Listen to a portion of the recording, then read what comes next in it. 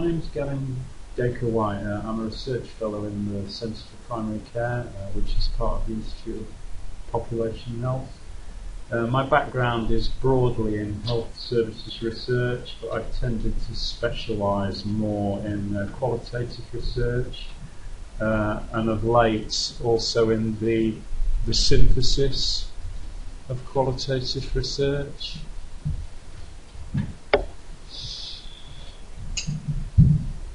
So in this brief session today, I just want to give an overview of what's meant by meta-ethnography. Historically, ethnography was the field method used by anthropologists and social anthropologists, and they generally live amongst a group, a culture or a community, and they collect data using a range of techniques, but most frequently probably observations and interviews. They might keep a journal or a diary of their own. So the meta-narrative is a word that we hear quite a lot, especially in kind of media context. So people might be having a conversation which on the surface of it seems to be about one thing, but if you actually look a bit kind of deeper or conceptually, you might find that the conversation's about something else. It might have hidden meanings. But meta-ethnography is essentially a way of synthesizing the results of research studies which involve qualitative methods of data collection and analysis. So it's kind of a qualitative equivalent of meta-analysis, as was mentioned earlier. In this brief presentation this afternoon, I just want to talk you through the background origins of meta-ethnography, which was in education research. Meta-ethnography can be used in a variety of disciplines, but I'm going to be focusing on health services research because that's where I work and that's my background, but there might be others of you who are coming from sociology, law, wherever. This method can be used in a variety of contexts. I'm going to point you to some of the key texts, some classic examples of what are considered to be good meta-ethnographies. I'm going to allude to the kind of distinction between meta-ethnography or meta-synthesis of qualitative research more generally and meta-analysis when you're kind of analysing statistics. I want to introduce you to the 7 steps of meta-ethnography. If you only take away one message from this presentation this afternoon, I suppose I'd want to kind of draw a distinction between the subjective parts of meta-ethnography and the more kind of systematized or mechanistic approaches. So there are some things which would be reproducible from researcher to researcher, like the researcher strategy that you use, the quality appraisal tool. But when you get to the kind of conceptual and analytical aspects, like in primary qualitative research itself, they do tend to be more subjective enterprises. So if you had a researcher A doing it from a particular background and education, they might not necessarily come to the same conclusions as researcher B, who might come from a different background. So that's just something I'd like you to bear in mind. The other thing that I would say is that meta-ethnography is methodologically challenging work. You have to be able to read texts at kind of a high level of abstraction and conceptualization that moves beyond the words itself. It isn't always easy. A bit like in primary qualitative work itself, often the best way to do that is to kind of immerse yourself in the text, read them, reread them, and then hopefully some meaningful analysis will emerge from that. And I'm going to point you to some ongoing methodological concerns. So in a nutshell, meta-ethnography is a way of synthesizing the results of qualitative studies of something that's akin to a kind of systematic review. Meta-ethnography, however, tends to be put to service to research that's been conducted from a social science background. So rather than looking for kind of an effectiveness in terms of a number, it's more used to develop theories or models from a body of literature. It shares some aspects with a primary or qualitative research. So in a primary or qualitative research, researchers will normally be analysing texts of interviews or field notes. They might be looking at various media, multimedia videos, photographs. And this is a similar technique, but it's applied to published qualitative research. So the published report is kind of treated in the same way that an interview transcript might be in qualitative research. So this was the first text that described the method of meta-ethnography. That's a picture of George Noblett there, who I had the good fortune to meet when he visited the University of Bristol for a research project I was working on then. In the year 2000. I think this text was written in 1988 or thereabouts. It's a slim volume. I think it's just 100 pages or something like that. For anyone who's thinking about undertaking meta-ethnography, I definitely recommend you to read it. So the background from this text was Noblett and his colleagues had done some research about the desegregation of schools in the southern United States. So these were schools that used to be segregated between black students and white students, and then at some stage the schools were desegregated so that they then had a mixed ethnic population. So there were findings from, it was either 3 or 4 ethnographers, I can't remember which, and on the face of it, the findings of each of these ethnographers appeared to be contradictory. So this was an attempt to kind of work out why the findings were different in each of these different ethnographers. However, Noblett and Hare found that when they went through a systematic route to kind of analyse the findings in a conceptual sense, they in fact found that the ethnographers were talking about the same things. So even though the findings appeared different, they were just different aspects of the same thing. So that's the background of meta-ethnography. As I've said, it's very distinct from a meta-analysis for an effectiveness review. So this is a box and forest plot that I've picked from Wikipedia. So if you were doing a meta-analysis of trials, these would be individual trials that each have a particular outcome of interest. And these are the results for each trial in terms of an odds ratio. I'm guessing this is kind of a confidence interval either side of that. And then you end up with some kind of mean is maybe too simplistic a word, but you end up with a summary measure that captures all the results of these trials in one measure, and that can be expressed in a statistical form. When it comes to analysing the reports of qualitative research, we're dealing with pages of text.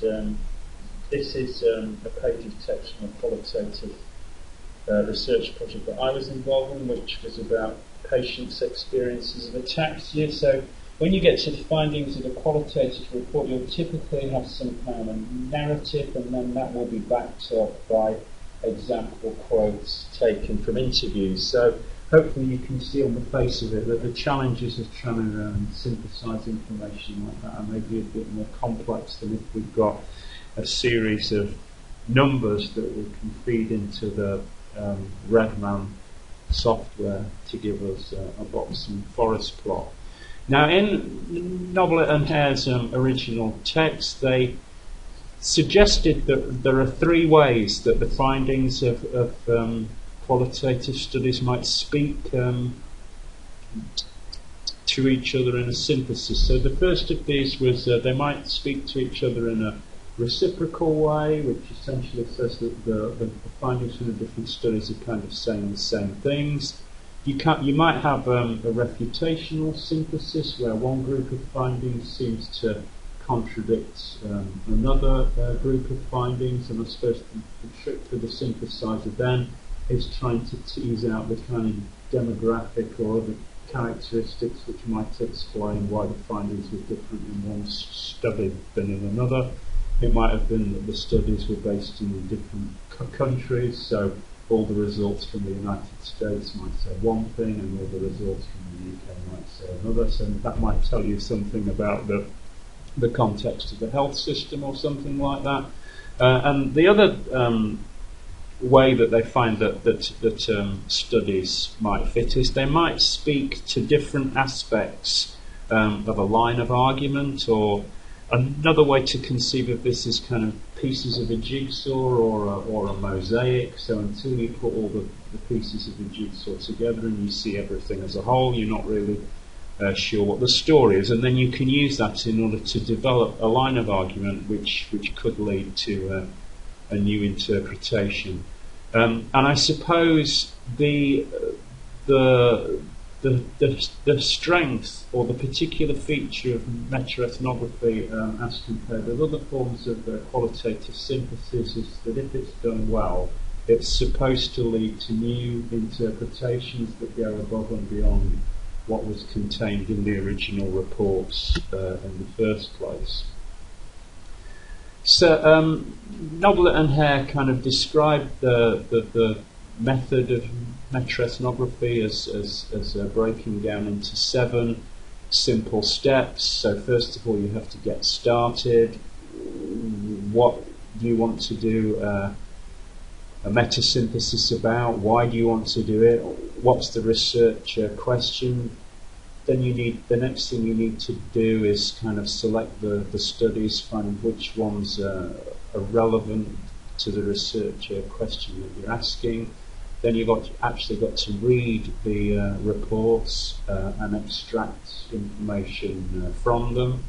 Then you want to try and get some initial assessment of how the studies seem to be related. So do they appear to be mainly refutational? Are they arguing with each other? Are they all saying the same things?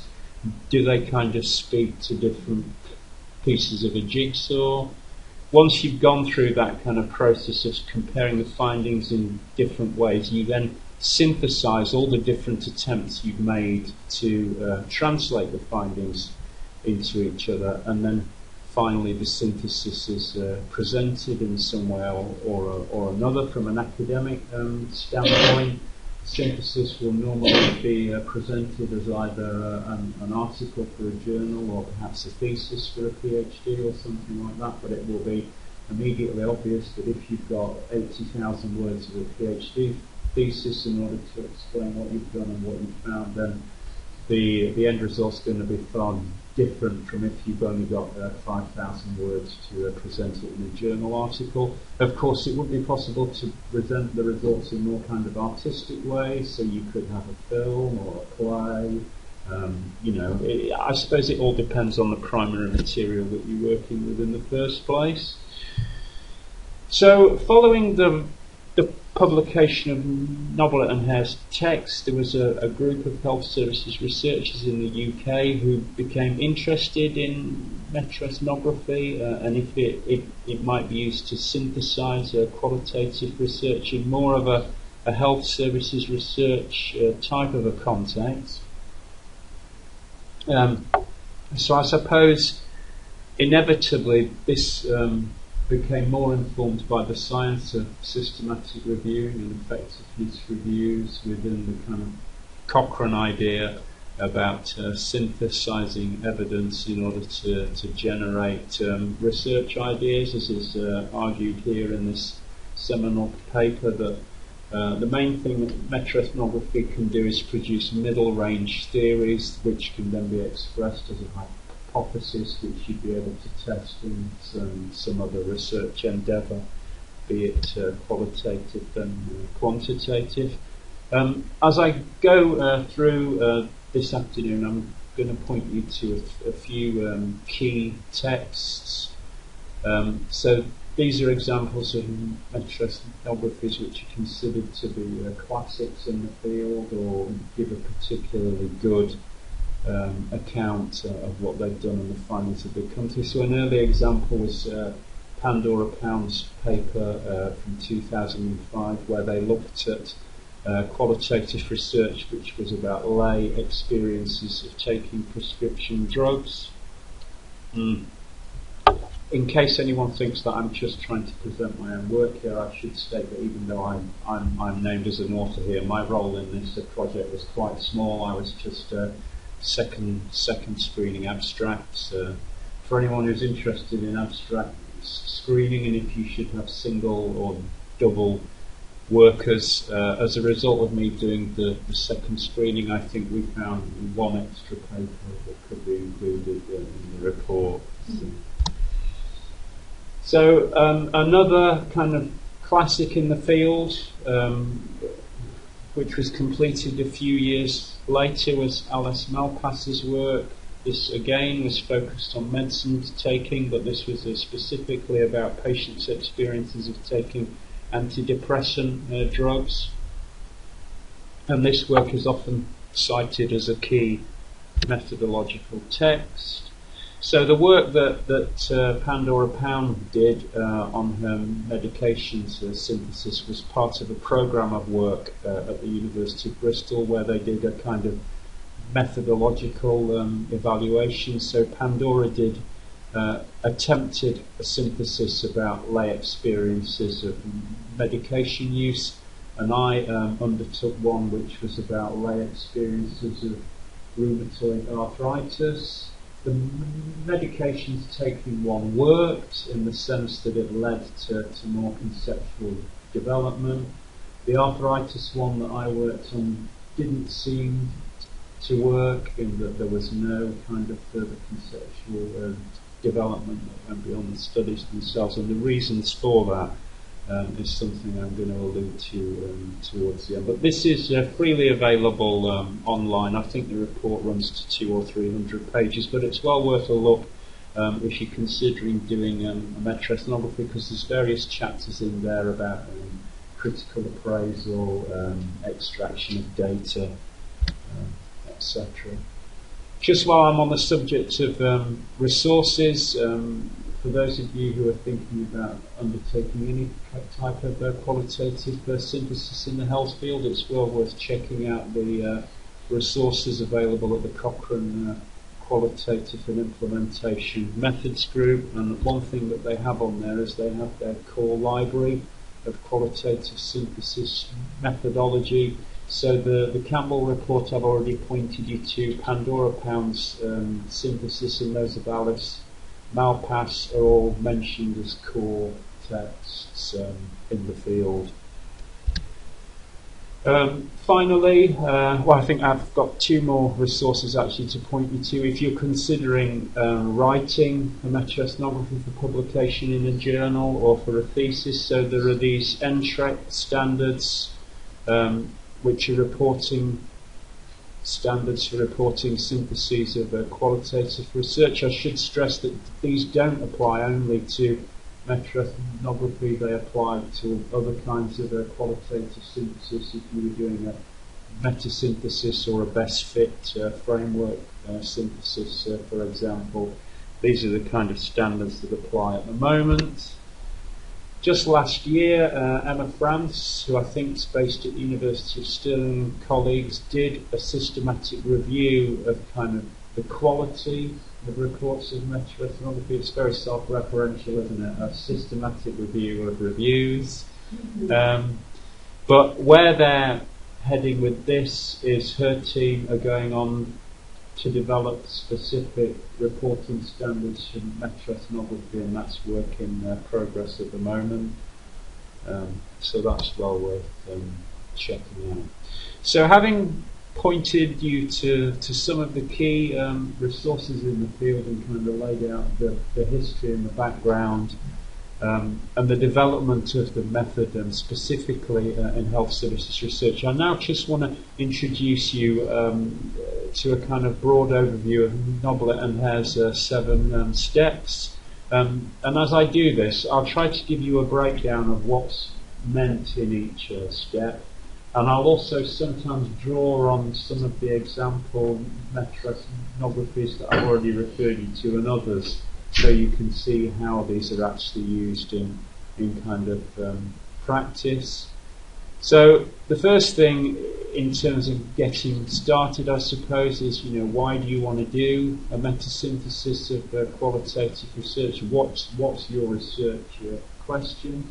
If you're just interested in trying to summarise or aggregate findings across a body of literature, which is a reasonable thing to do, it might be that a thematic synthesis would work better for that, or some kind of narrative review. If you're not working with a theory or you're not looking to build some kind of theory, that might be an easier way forward. The general advice is that a meta-ethnography is easier with a smaller number of studies, probably 12 to 20 is probably a reasonable number to work with. Once you get over 40, it starts becoming a bit of a nightmare. In practice, if you've got a large number of studies, you have to break them down into smaller groups, and you might have a look at each of those groups as one of your translations, I suppose, and then the synthesis would involve bringing all those together. You might have an existing theory that you want to test in some way, kind of validate it through results of the literature. There are other ways that you can do that using best fit framework synthesis, which has been used by Simon Carroll and colleagues at Shah at the University of Sheffield. But essentially, if you're doing a meta-ethnography, you want some kind of conceptual research question that requires an interpretive, qualitative approach, similar to the approach that might be used in qualitative research. So when Pandora Pound and their team did their synthesis of lay experience of medicine takings, the aim here was to try and progress the field. I suppose they saw that there was quite a saturated field of qualitative research that wasn't saying anything new, and I suppose they wanted to do a formal kind of evaluation of what was out there at the moment and try and take things forward.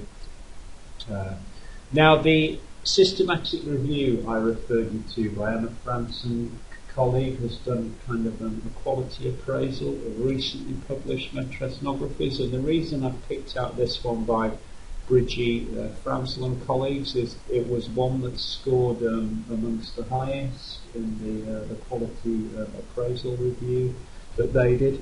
The reason that I'm introducing it here is that you'll see that the topic that they're interested in here relates to a specific theory around personalised or individualised medicine. So they're actually they plan to interrogate a body of literature using this specific theory. So in this the Franzel synthesis, the goal of the project here was to describe the concepts, expectations and perceptions of individualised medicine inherent in patients' reasons for using complementary and alternative medicine as documented in qualitative studies.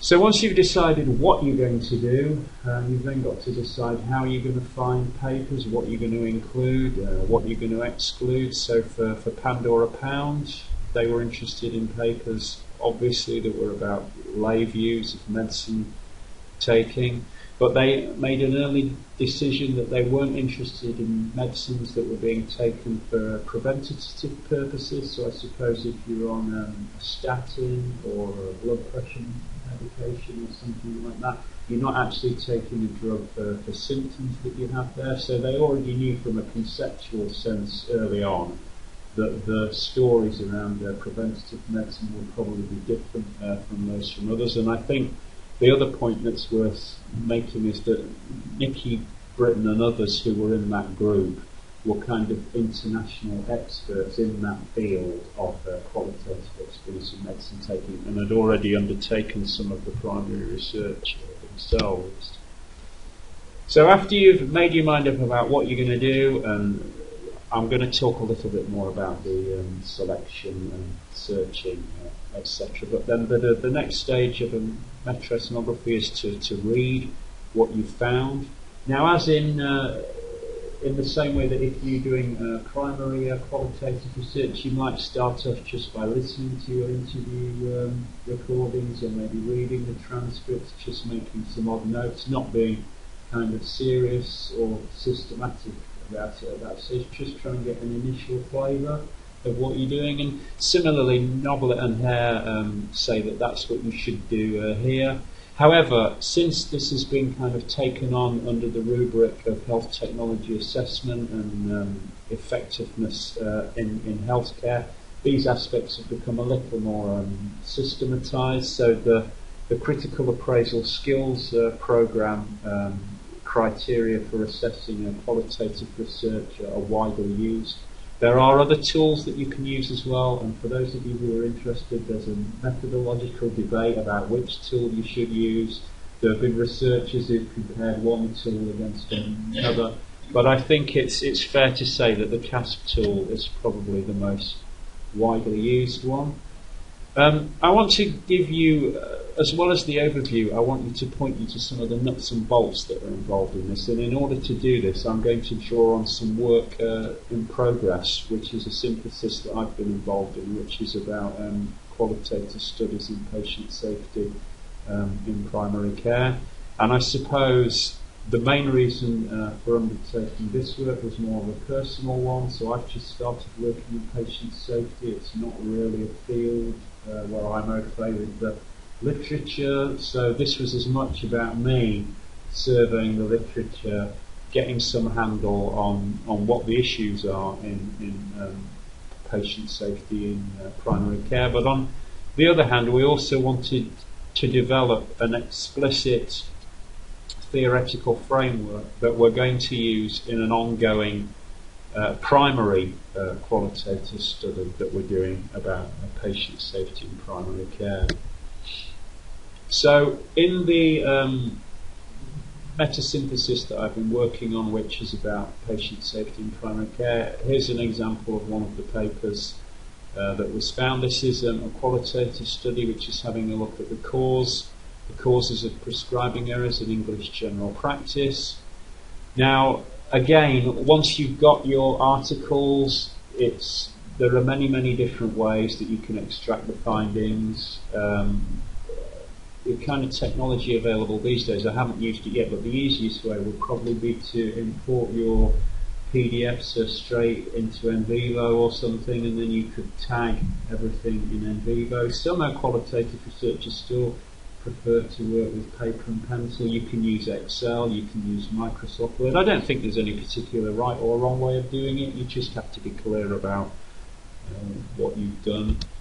So, as I showed you earlier, when we come to reading the report of a qualitative study, we'll generally get kind of quotations from interviews interspersed with text.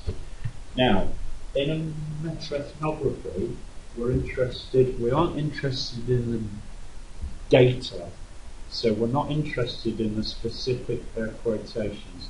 We're interested in the findings. So that's just an important distinction I want you to draw. So the findings are kind of the interpretations that the original researchers came to themselves, having undertaken all these interviews and read them. They then came to some conclusions which should be evident as you read through normally the results and the discussion section of the manuscript.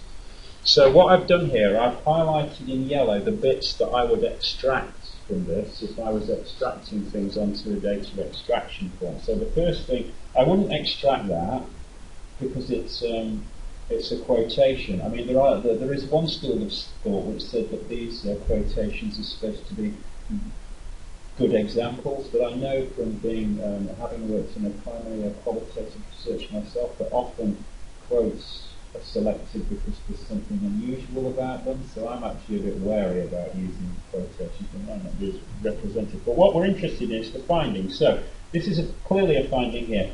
Perceptions of risk appear to be influenced by whether the GP was aware of having made an error in the past. So I would take that out, I'd put a quotation mark around it, and I'd attach a page number to it, B716, so if I ever wanted to go back and find that again in which the context it is I could do so. The next thing I would take out is the severity, potential of drug effects, and then this issue about tiredness and anxiety, which might have affected the ability of GPs to concentrate. So there are various things that I would take out here. Now there's a bit here where they say under the team it says poor communication and nurses a quasi-autonomous role. I'd take those out. Now down here you'll see it says although it has become customary in general practice for GPs to sign prescriptions generated by nurses, one GP questioned the safety of this process, and then we've got a quote. Now I haven't chosen to extract anything from that. Firstly because there doesn't seem to be a finding there. It's just a description of something. And secondly, that the case that they're presenting here is just something about what one GP has said, and I'm more interested in the overall findings rather than the particularities of what one person has said. So after you've extracted the information, and again you'll find in the methodological reports that I've alluded to that there are various ways of doing that, but what Noble and Hare say that you should then do is create a list of the key metaphors, phrases, ideas and concepts and how they appear to be related to each other, and then juxtapose them in various ways. It sounds fairly simple, doesn't it?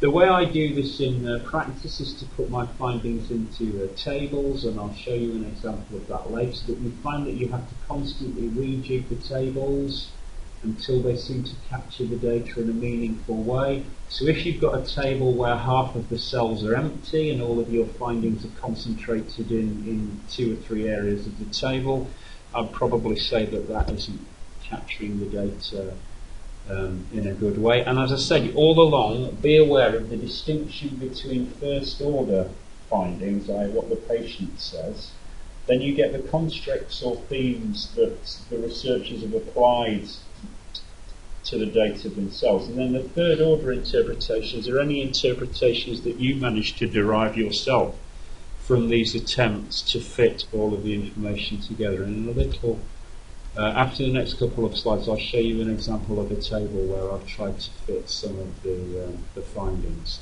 So when Noblet and Hare in their text, they talk about translating the findings of one study into another. So I would normally arrange them in chronological order, the assumption being that if something's been published, they should generally cite what's gone before, although in qualitative research that can often not be the case. People seem to like to reinvent the wheel, which is a bit unfortunate. But this, so you normally start with the first paper, and then you get the second paper and see if that fits the first one. So are the findings the same? Are they neatly translatable across the two?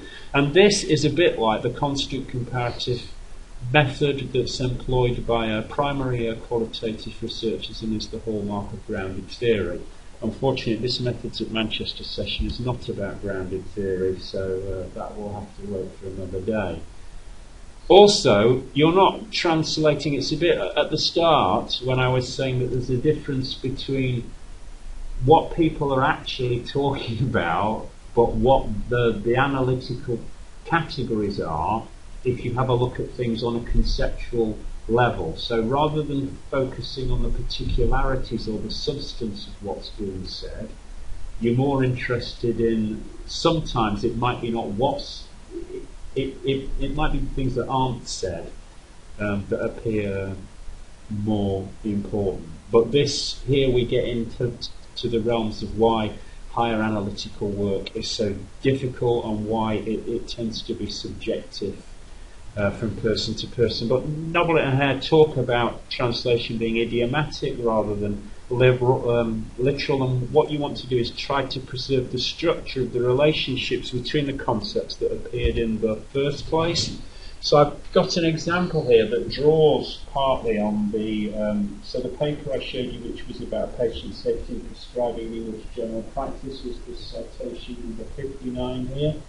Part of the synthesis process is always about data reduction. So as you go along, you find your quotes will get shorter and shorter until you get to some kind of essence of what they were about. So various attempts were made to fit all these quotes into a table where things in the same cell were all about the same things. So this particular subset of papers here were all about medication safety in primary care. And when I had a look at the findings, they mainly seem to break down into social issues, into technical ones, so either relationships between people or issues around systems or machines. So some of the things I extracted earlier went in this cell here, which was all about the kind of social characteristics of patients, that patients are difficult and demanding. They might have poor levels of comprehension, they don't remember things, they present with things that the GPs only consider to be routine issues on the one hand. But these are all about the characteristics of patients which are seen as problematic in patient safety terms. So once you've gone through some kind of process of trying to reduce the findings, make sense of them in a kind of aggregative way, the next step is then to try to make a conceptual leap, which is about synthesizing the translations.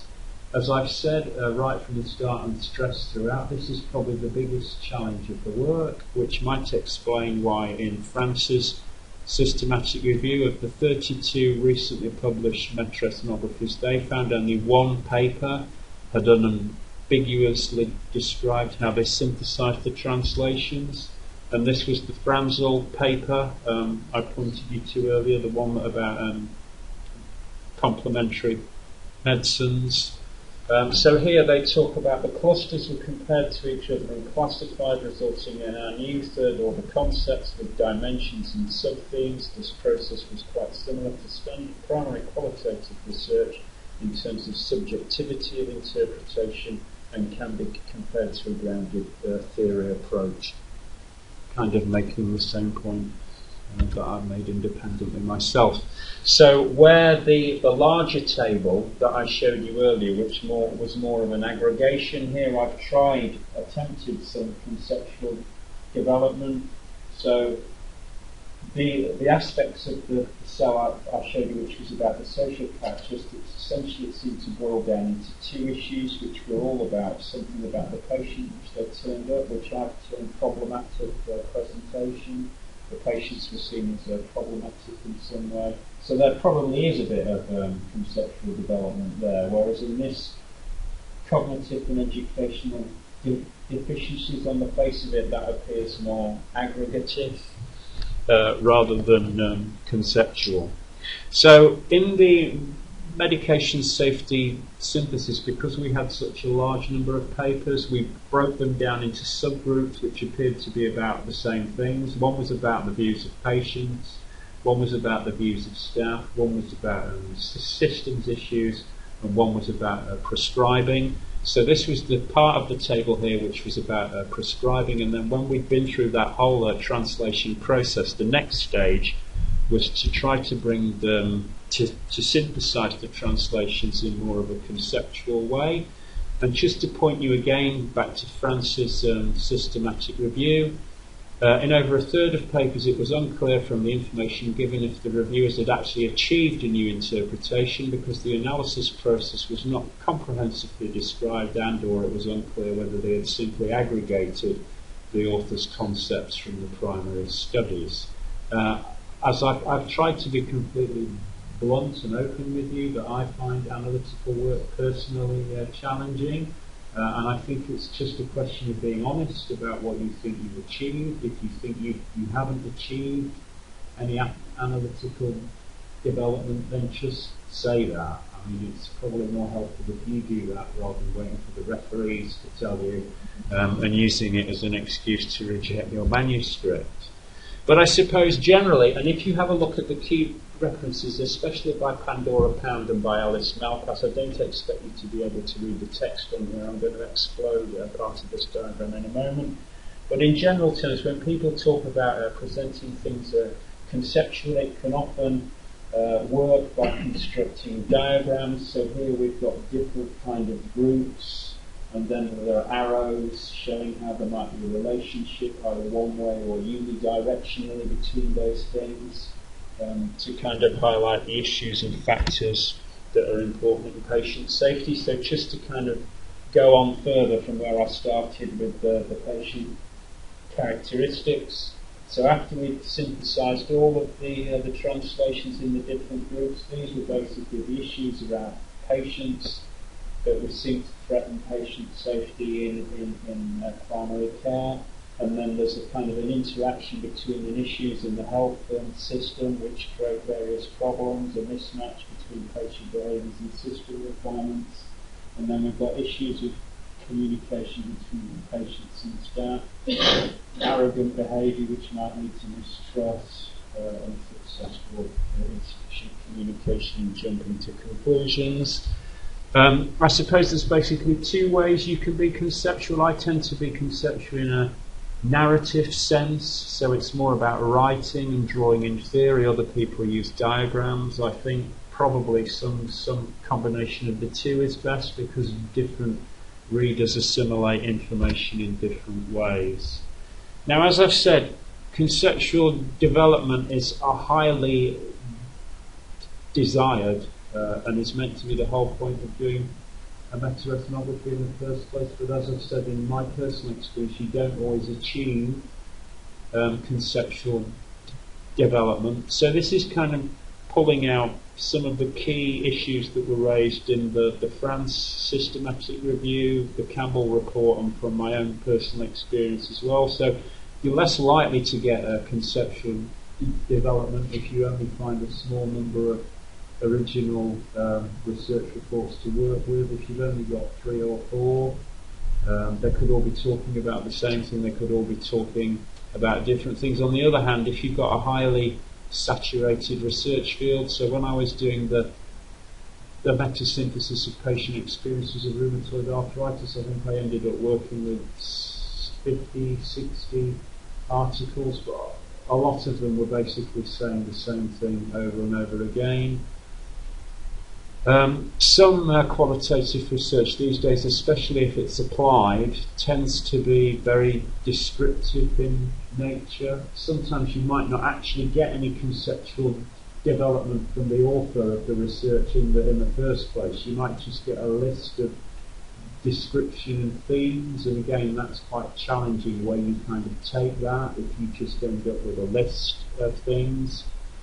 The other thing I found, traditionally qualitative research is supposed to be a subjective, interpretive, iterative enterprise, but sometimes it can feel that the mechanistic approach applied to something like searching or data extraction might actually stifle the kind of creative process that you might apply in primary qualitative research. So I know primary qualitative researchers that still like to work with post-it notes and stuff all over pieces of paper rather than using Envivo. One issue that crops up is, can you do a meta-ethnography alone? I think the short answer to that is yes, but it's likely to be better quality if there are more people involved. Anyone who's worked as part of a research team, some of these articles you see can have 5, 6, 10 authors on the paper. Any of us who've worked as researchers will know that there's generally only one person who's doing the main bulk of work, but it can help to have some input, especially when you come to the conceptual stage from people from different allied academic disciplines. So if I was doing something about patient experiences, it might be good to have a clinician on the team, a sociologist, a psychologist, someone who's worked in that field. Essentially, the more learning someone's had, the more theories they've been exposed to, the more likely they are to be able to impose some kind of analytical approach. So in conclusion, meta-ethnography is one way of synthesizing the findings of published reports of qualitative studies. It's iterative, it's interpretive, it relies on the translation of the findings from each study into all of the others. Results can normally be expressed in one of 3 ways, either in a reciprocal way, when all the studies seem to be saying the same thing, in a refutational way, if different groups of findings seem to kind of contradict or argue with each other, or alternatively, different groups of studies might be speaking to different parts of the jigsaw, which I suppose was more what the patient safety, how the patient safety synthesis came out, and we ended up with more of a line of argument. So although meta-ethnography is still evolving, it's been well developed and is now well established in health services research. Most of the good journals will accept meta-ethnographies and they're seen as a reasonable way of synthesizing literature, but I've also tried to stress that this kind of work is best undertaken by a team that includes both experienced qualitative researchers and people with advanced analytical skills. So Emma France and others with the systematic review of reviews that I showed you about earlier, that was a kind of prelim to some work that they're going to do. They're going to be developing specific reporting guidelines for meta-ethnography, so they would supersede the NTREC ones I pointed you to earlier. So